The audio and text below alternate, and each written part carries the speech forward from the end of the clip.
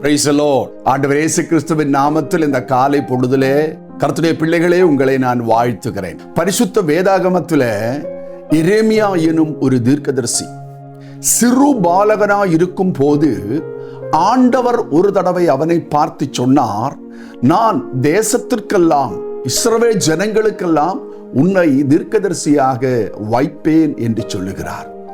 அதற்கு எரேமியா எனும் அந்த பாலகன் சொல்லுகிறார், ஆண்டவரே, இந்த ஜனங்களுக்கு தீர்க்க தரிசனம் சொல்வதற்கு நான் சிறு பாலகனாய் இருக்கிறேன், எனக்கு தகுதியும் இல்லை, எனக்கு ஞானமும் இல்லை, எனக்கு படிப்பும் இல்லை என்று அவன் சொல்லுகிறான்.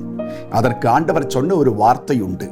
எரேமியா தீர்க்கதரிசியின் புஸ்தகம் 1வது அதிகாரம் அதனுடைய 7வது திருவசனத்துல நாம் இப்படியாக வாசிக்கிறோம். ஆனாலும் கர்த்தர், நான் சிறு பிள்ளை என்று நீ சொல்லாதே, நான் உன்னை அனுப்புகிற எல்லாரிடத்திலும் நீ போய் நான் உனக்கு கட்டளையிடுவதை எல்லாம் நீ பேசுவாயாக என்று சொன்னார். என் அன்பு பிள்ளைகளே, நாம் நம்மை பார்க்கும் போது ஒருவேளை நாம் தகுதியற்றவர்களாய் நம் கண்களுக்கு தென்படலாம். ஆனால் ஆண்டவர் நம்முடைய கண்களை கொண்டு நம்மை பார்ப்பது இல்லை. அவர் அவருடைய கண்களை கொண்டு நம்மை பார்க்கிறார்.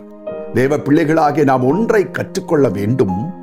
நம்முடைய கண்களை கொண்டு நம்முடைய பலவீனமான பகுதிகளை பார்ப்பதை நிறுத்திவிட்டு நமக்குள்ள இருக்கிற ஆண்டவருடைய கண்களை கொண்டு நாம் நம்மை பார்க்க வேண்டும். எரேமியா தன் கண்களை கொண்டு தன்னை பார்த்தபோது ஒரு சிறு பாலகனாய் தோற்றமளித்தான். ஆனால் ஆண்டவர் அவனை பார்த்தபோது தேசத்தை எல்லாம் கலக்குகிற ஒரு மேன்மையான தீர்க்கதரிசியாய் கண்டார். ஒருவேளை இந்த காலை வேளையிலே நீங்கள் உங்களை நினைத்து எனக்கு தகுதி இல்லை என்று நினைக்கலாம். ஆண்டவர் சொல்லுகிறார், நான் உன்னை தேசத்தை கலக்கிறவனாக மாற்றுவேன். பயந்து போயிருந்த ஒரு கீதையோனை பார்த்து ஆண்டவர் சொன்னார், பராக்கிரமசாலியே என்று சொன்னார். நீங்கள் பராக்கிரமசாலிகளாயிருக்கிறீர்கள், தேசத்தை கலக்கிறவர்களாயிருக்கிறீர்கள். விசுவாசத்தின் கண்களை கொண்டு உங்களை காணுங்கள். தோல்விகளை கண்டு பயந்து நிற்காதீர்கள்.